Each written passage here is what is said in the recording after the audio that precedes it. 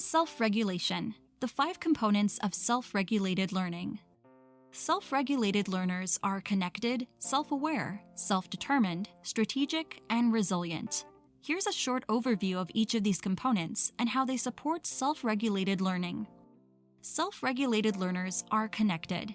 Children learn best when there is a trusted adult who is responsive to their needs. Children need to be able to trust their teacher and feel that they are in a safe and supportive environment. Self-regulated learners are self-aware. Self-aware students understand their unique strengths and needs as learners. They are aware of how their feelings and behavior can affect their learning.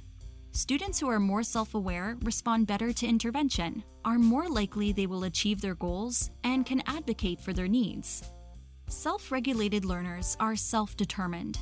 Self-determination is what helps students become independent, lifelong learners. Self-determination includes setting goals, a long-term goal, and a set of related short-term goals to help get there.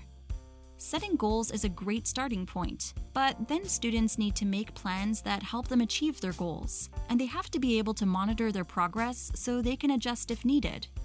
Self-determination also includes having agency over the learning process. When students have ownership over their learning goals, their internal motivation is much greater, and they are more likely to be successful. Self-regulated learners are strategic.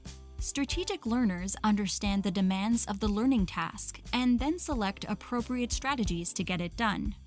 Strategic learners can determine whether they have selected an appropriate strategy and can adjust their approach when needed.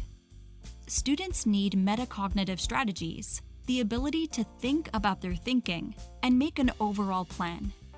Students need cognitive strategies. These are the tools used to complete a task, like using a graphic organizer to outline thoughts before drafting an essay.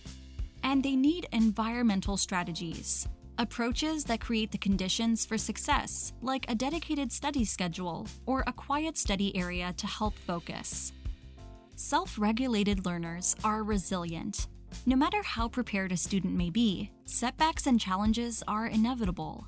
In fact, experiencing and confronting setbacks can help us learn. To persevere in the face of obstacles, students need to be resilient.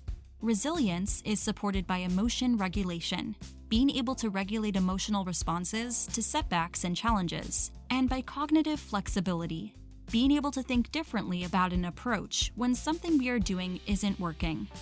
Resilience is also developed when students can build their confidence through small successes. These small successes provide positive experiences, so students can persevere when taking on more challenging tasks. Putting it all together, the components of the self-regulated learner framework overlap. Sometimes it can be difficult to decide whether something is about self-awareness or as strategic, for example. We recognize this. Understanding each of the separate components of the framework helps us think about specific tools and strategies that will be needed to support students as they develop self-regulation. A key principle of the self-regulated learner framework is balance, as illustrated by this soundboard. The key to self-regulated learning isn't trying to constantly be the best at each of the 5 components. Rather, the goal is to achieve balanced self-regulation in ways that support learning. Here's an example. A student may be very determined, wanting to set ambitious goals for their learning. That's great. However, if they are unsure of what strategies they will use, or if they are unable to identify what might help them reach their goals and what challenges they may encounter, or if they shut down at the first small setback, they will not reach their goals, and they may even become more discouraged to continue. The self-regulated learner framework should be used to understand the many components that impact learning, how they work together, and what strategies can be used to help students become more resilient and self-regulated learners.